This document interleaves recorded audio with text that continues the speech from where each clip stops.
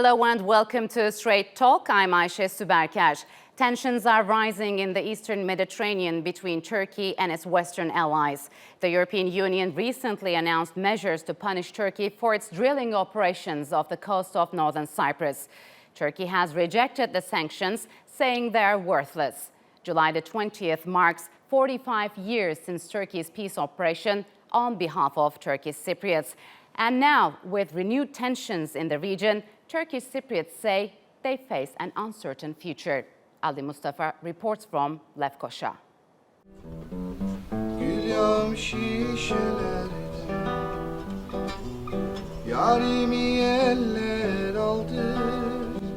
Suleiman Ak Osman's voice carries the memories of a forgotten time.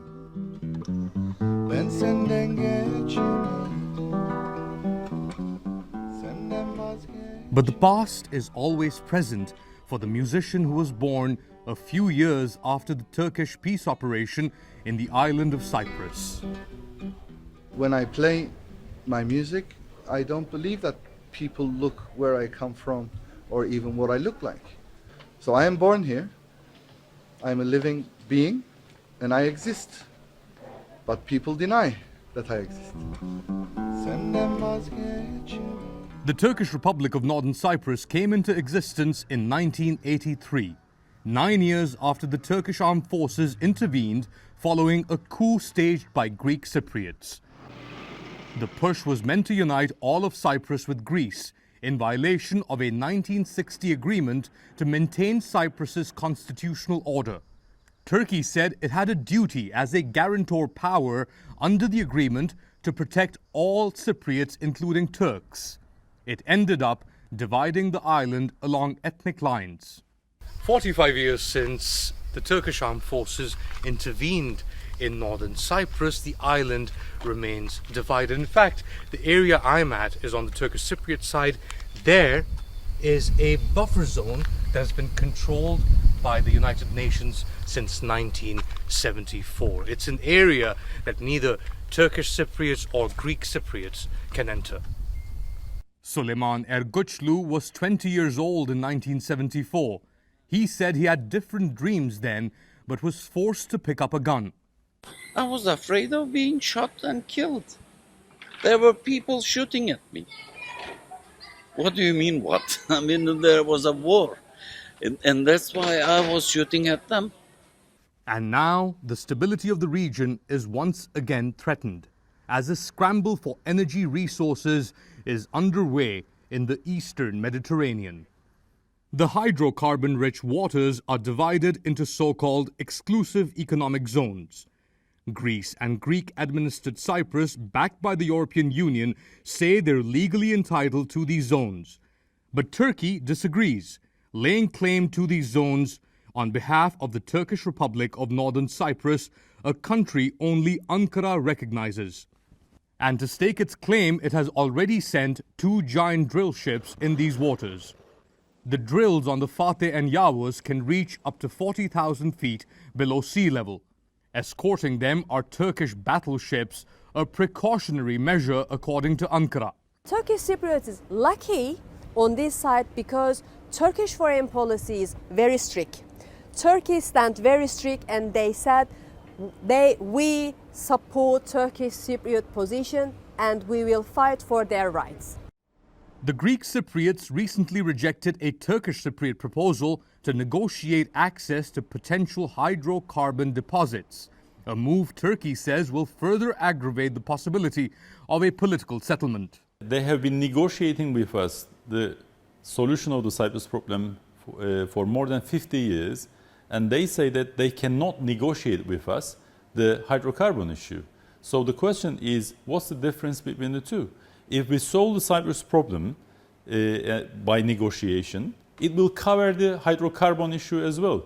So that means that we are entitled to discuss the hydrocarbon issue as well with them, because it belongs to both of us and we are the co-owner. But the scramble for energy in the eastern Mediterranean is as much a game of chance as it is of strategy. Serdan Hoca, who has represented Turkish Cypriots in negotiations with the Greek side, says success or failure might come down to luck in finding treasures hidden in the seas. The new conundrum is who is going to dig, where they will find, and how much will come out.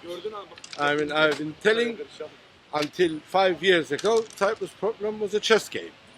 Now it's a blackout. Anything, any find of 10 trillion cubic feet will change every scene. Or any find of 40 trillion, like one find like in Israel or especially in Egypt, will change every single aspect, so we will have a new paradigm in Cyprus. Az doldur içime, sen benden vazgeçtiysen, ben senden geçim. The horizon of the coast of Cyprus is rapidly changing, and the scramble for energy between regional rivals in the Mediterranean is creating more uncertainty on the divided island. Ali Mustafa in the Turkish Republic of Northern Cyprus for Strait Talk.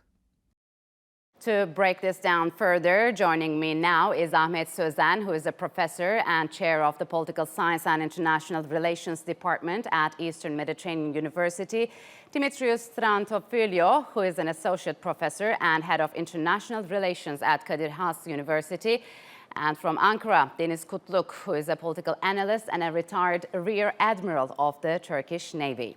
Thank you for joining me. So Cyprus is usually described as a microcosm of external ambitions. So as complicated as it is, Ahmet, I'd like to start with you. As we said, it's been 45 years since Turkish intervention, and countless initiatives were launched to find a solution to the problem. Yet the Greek Cypriot sector were welcomed into the European Union. What has changed, or has anything changed at all?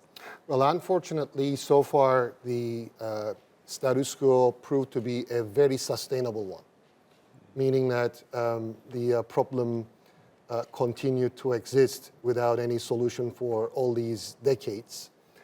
But nonetheless, we have to understand that although the status quo is very sustainable, the status quo is not static. Mm-hmm. So a lot has changed on the ground in Cyprus, including, those who had the culture and experience of living together with the other community passed away slowly. Generations are changing. Now we are facing with young generations who do not have a culture of living together, so that's a big change. They're polarized, you mean? No, what I'm saying is that the new generations are coming in who do not have the experience of living with the other community. So this makes finding a solution and making it a durable one more difficult, of course. Then again, there are also physical changes on the ground. As you know, life continues. After the war, there has been division, physical division. Yes. New buildings have been built on empty plots. So this makes the property issue more complicated. Yeah. So I usually look at the Cyprus issue as a kind of metaphor. It's more like a snowball coming from the tip of a mountain. By the time it reaches to the ground, the ball becomes bigger. It adds more layers of clashes and conflict, makes the conflict more complicated. Exactly. Almost all of the UN Secretary Generals took up this Cyprus issue when they got elected, and the dispute has been a sore point with almost all of them. So what do you make of it, Dimitrios? Annan peace plan, when sides finally drew closer to a settlement, but then the referendum, Greek Cypriots voted no. Why did they vote no? Well, I think to continue a little bit from what Ahmed has said, it has been an enduring status quo, which has also been relatively bloodless, and this also has contributed. Should we settle with it? Well, no, one should not settle with it. But as it's been going on for 45 years, and you asked before about the younger generations, they're not interested as much Okay. because they have been each living in their own micro world, right, on each part of the island. And therefore, for them, it's not a big concern as it is to our generation, older generations. And I think this also, in part, creates a culture. I mean, it's this thing about fear for the future. But what I Because was so- trying to ask is this referendum was held in 2004, so 15 years passed. I mean, Fear, what's it got to fear do of the with future. Fear of the future. This is exactly what I'm trying to address. Fear of the future. Each side has created its own microcosm. Comfort zones. Their Comfort own zone. comfort zones. Their own comfort zones, and therefore making the one step forward is something that's problematic. It's scaring each side. Do you go ahead? Do you do it? What does it mean? Because it does mean change on a number of issues, from the governance issue to the property issue to actually interacting more Turkish Cypriots with Greek Cypriots and so on. And I think whether one is talking about 2003 with the Annan Plan or one is talking about today, it's about fear for the future, of the future.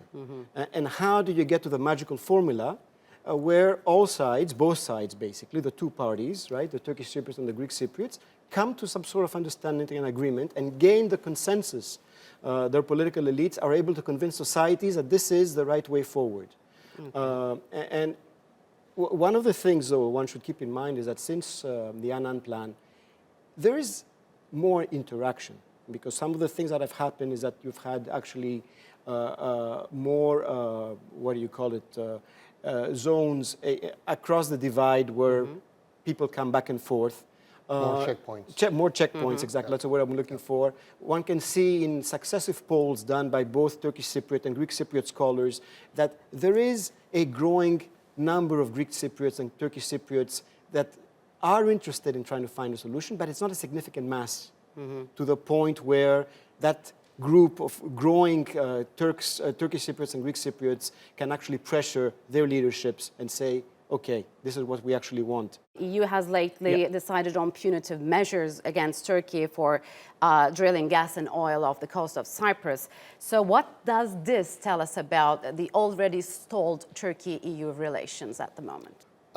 We came to this position where there is actually virtually no negotiations taking place. That means that the EU currently does not have any leverage on Turkey.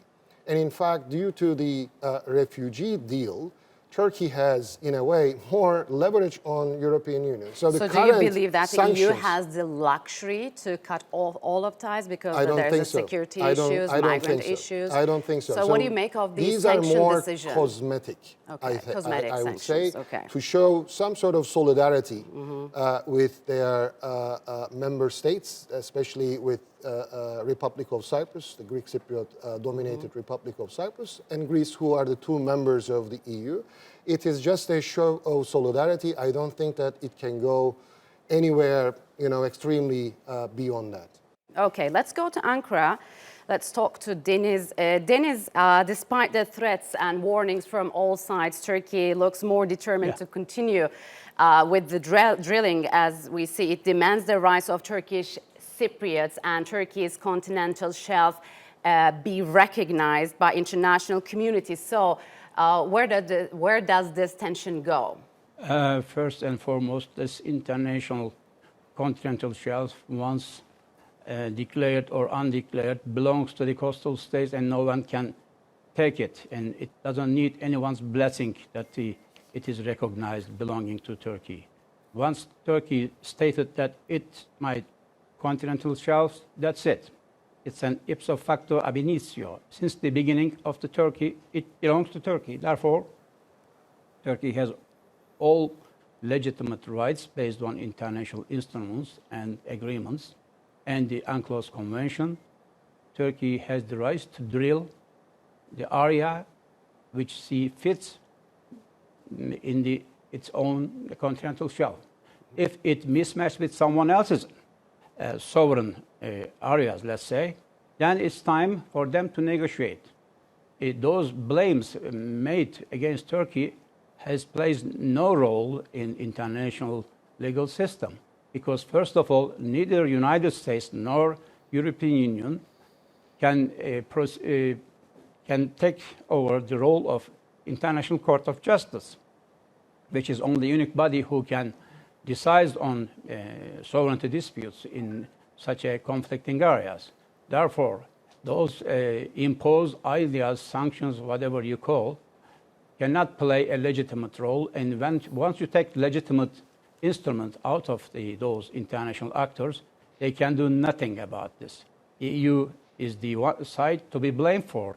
Do you believe that the already escalated tensions in the Eastern Mediterranean I do hear you. could evolve into a conflict, and who is to de-escalate it? I think there is no opponent forces to escalate and lead into war in the Eastern Mediterranean at this moment, since Turkish Navy has been deployed there over 17 years. Therefore, it's less likely. But the crises are instruments of resolving disputes. That's for sure. Therefore, if some sides of this game know deliberately that it's the time is ripe when we heighten the tension of the political environment, it's time to come together and to readdress the thing out of the box and look at new paradigm, then it enables us to resolve the issue. All right, you say it's time to I don't see get any together. Opposing substantial element. Yeah, okay. Dimitrios, what do you could make challenge of the Turkey? Greek Cypriot administration's stance? It rejected a proposal by the Turkish Cypriot leadership to create a cooperation mechanism for a joint exploration and profit sharing of hydrocarbon resources in the region. What do you make of that? Well, I think the Republic of Cyprus has rejected Mustafa Kemal's proposal because it feels that this proposal distracts attention away from the real issue, which is trying to find a resolution to the Cyprus problem by just focusing on the energy issue. I mean, there was a meeting of the political leadership, the party leaders, earlier this week, and they all came to that consensus. Even Akel, which is the main opposition party, which one would have thought would have been supportive to Akincis' proposal, came out with exactly this statement, that the issue is that this will not necessarily help refocus on talks. For the drilling in the Eastern Mediterranean, the Turkish Foreign Minister, Mevlut Çavuşoğlu, made a statement. Let's lend an ear to him, and then we'll continue the talk. I can say very clearly that if such decisions are taken against Turkey, we will increase the scope of our activities. We have 3 drilling ships in the area, and we will shortly send a 4th. They should understand they cannot address this problem in such a fashion. We will make our decisions about our continental shelf, and as long as they do not consider the rights of Turkish Cypriots or guarantee these rights, we will continue our activities. What would be the political and economic and as well as military implications of such a move if no one backs down? Look, I mean, I'm one of those observers who are in the opinion that this tension is not going to lead to any armed clash. But we cannot guarantee this 100% because the world history is full of examples where a small accident, a small spark can lead into undesired results. So I hope that the common sense predominates here, and these 5 parties, I would say the 2 Cypriot parties as well as the 3 guarantor powers, especially Turkey, Greece, and United Kingdom, should come together maybe unofficially for informal talks and diffuse this tension and try to find some ways, some novel ways, because this is what diplomacy is for. We have to solve our problems through dialogue and diplomatic means. I think that something similar to Crans-Montana talks should be the way to go. I believe that solving the Cyprus problem by itself is not enough to solve the problems in the Eastern Mediterranean, but it can be a very positive trigger. Solving the Cyprus problem will get the basic obstacle out of the equation, and then maybe parallel to the Cyprus negotiations, there should be some sort of informal talks about how to delineate the exclusive economic zone between Turkey and future united Cyprus, so that maybe we can solve these two issues just like, simultaneously. Yeah, right. I want to go back to Ankara, to Deniz.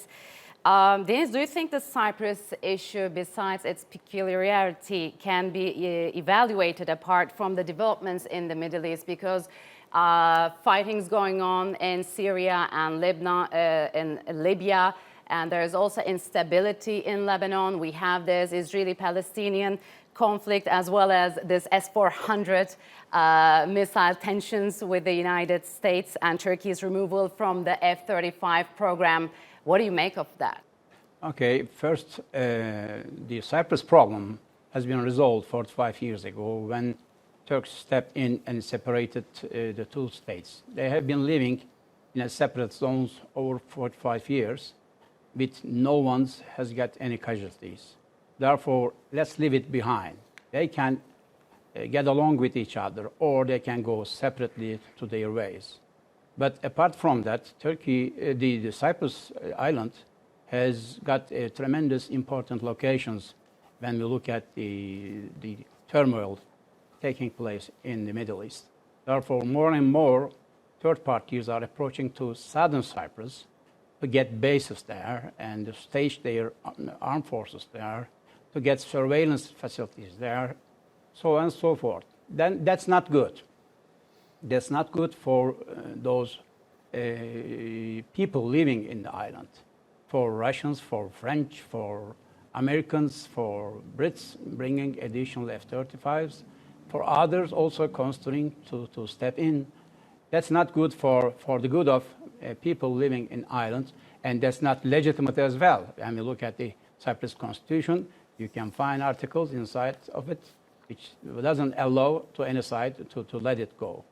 But turning to the broader question of the Middle East issue, that issue has long persisting. Therefore, it's not straightforward answer to be given to the current ongoing actors playing and adding fuel into the problem. Mm-hmm. When you look at Iranian-American issue, when you look at Iranian-Israel issue, it has something. When you look at Turkey's concern over its territorial integrity because of the imminent threat cross-border coming from YPG and its collaborative state, United States, that's another problem. When you look at Turkey confrontation with the United States, be it in F-35s, be it in S-400s, be it in Cyprus issues, be it in Black Sea issues, or others, of course, there is no straightforward answers. It's a complex arena at this moment. Needs to be addressed properly by experts with some caution, of course. Okay. So, Dimitris, how significant is this tension in the region for Turkey, given that it come at a time when the Turkey-U.S. ties hover at their lowest? You know, I was trying to synopsize Turkey's relations with the West, with the US and the EU and the West in general, and the best I can come up to it is it's a marriage with no heart or soul, which neither side can afford to undo. This, I think, is what it is. Turkey is bound to continue being with the West, with the US, even though its heart and soul is not in this relationship. And that's, one can go into a long explanation as to why it's not there, and likewise for the West. But on the other hand, one can also see that you have the spat now with the S-400, the US is saying that it's not going to sell the F-35s. On the other hand, we also know that Turkey is playing its role as a member state of NATO, involved in military exercises in the Black Sea region. The Grand National Assembly only this week ratified the protocol of accession of North Macedonia to NATO. This is not necessarily in favor of Russian interests, right? This is more in favor of Western interests. Turkey has important military bases, NATO bases here, Incirlik, the one in Izmir, that's even more important, and so on. So one has to deal with this framework, even though there's a lack of trust. And the more relevant question, and this is where Cyprus comes in, and it's unfortunate for Cyprus, it is the eastern flank. The eastern flank, which has always been important, right? It was important during the Cold War, and it's even important right now in this transactional period of the world, where you actually have for the first time such a hefty presence of the Russian Navy in the region with its going to Syria. So one has to find a modus vivendi within this context, but one also has to think outside the box. I guess we have to leave it here. Deniz Kutluk, thank you for joining us from Ankara. And Ahmet and Dimitrios, thank you for joining me on Strait Talk. I appreciate it a lot. Thank you. Pleasure to be here. And that's all for this edition of Strait Talk with me, Ayşe Süberker. If you've got any comments, do share them with us on Twitter with the hashtag Strait Talk. Also, don't forget to subscribe to our YouTube channel.